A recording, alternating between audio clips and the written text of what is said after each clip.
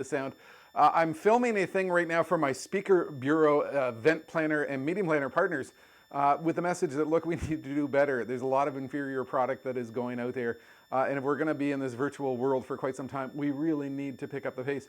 Now, you're going to notice a couple of things as I do this. Number one, I got to go live. It's the only way I can actually film something and get it recorded, because otherwise I stumble too much. That probably comes from hanging out on a stage for 25 years. Second thing is, you're going to notice down in the bottom corner of some of the upcoming video a little L and an R. And that's what I'm using for stage marks. To make sure that I hit the right spot for the right camera, because this virtual thing takes a lot of planning. I'm the only guy down here making this work. So here goes. Hopefully this will work. This is being recorded. I'll do a clean edit later on, and away we go.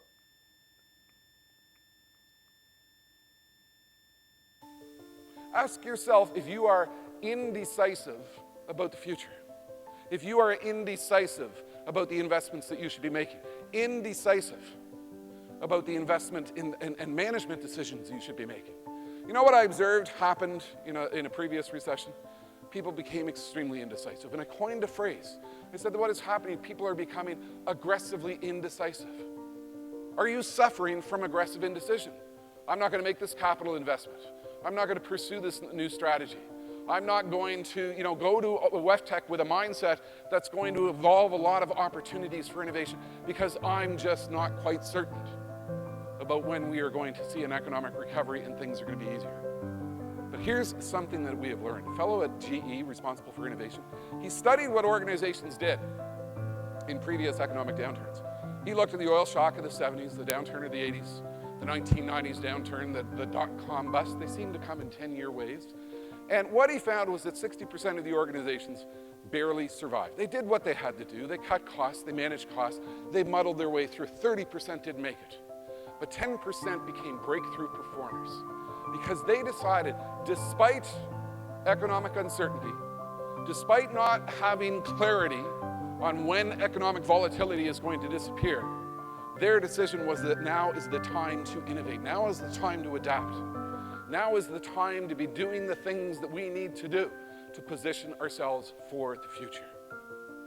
Ask yourself, if you are suffering from aggressive indecision, you need to change that attitude. When you go out on the show floor and when you go to the education sessions, you need to be in a mindset that there is a wealth of knowledge that is occurring here, and you need to adapt a lot of these ideas.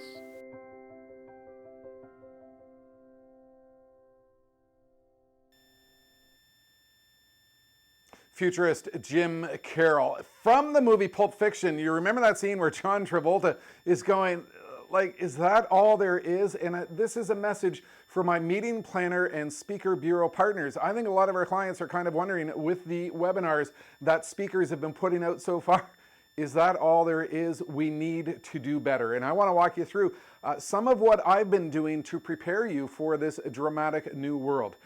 Since this crisis began, I've been working to put in place a sophisticated home broadcast studio by which I can share insight with your clients that is simply unparalleled and will engage them in new and different ways.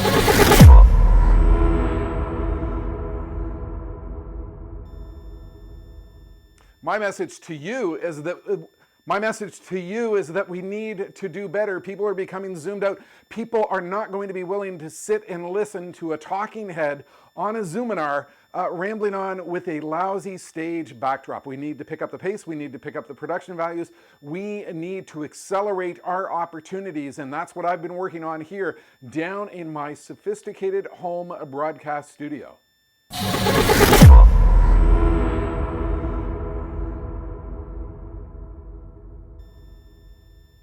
You know, the thing is, we can do virtual right. And I have put over 1,000 hours into my virtual broadcast studio, learning, doing, going live, understanding what it takes to deliver compelling content in a small screen environment. And I actually have for you 2 virtual highlight reels which you can share with your clients, which will demonstrate to them the type of work which we can bring to their online virtual events, because we all know we're going to be in this world for quite some time to come.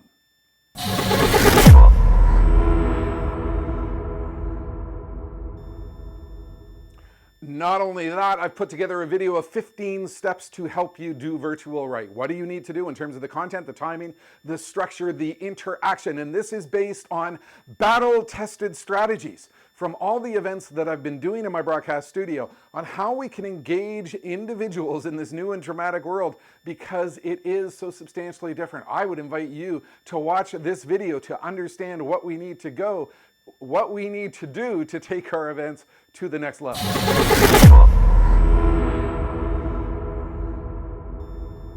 Not only that, I've got a variety of future-oriented disruption and innovation topics ready, which will help your clients understand what we need to do in this post-pandemic economy, what we need to do in terms of strategy, what we need to think about in terms of trends, and what we need to do in terms of action plans to take us forward into this ever faster and accelerating future.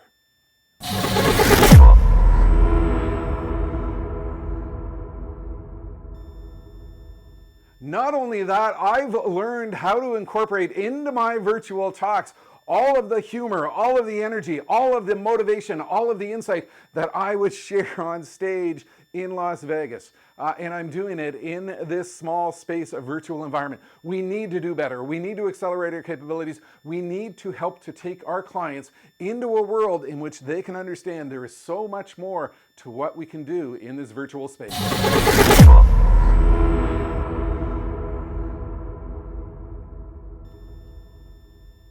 The thing is, virtual experience matters, and everything you've just witnessed is happening right here in my home green screen broadcast studio.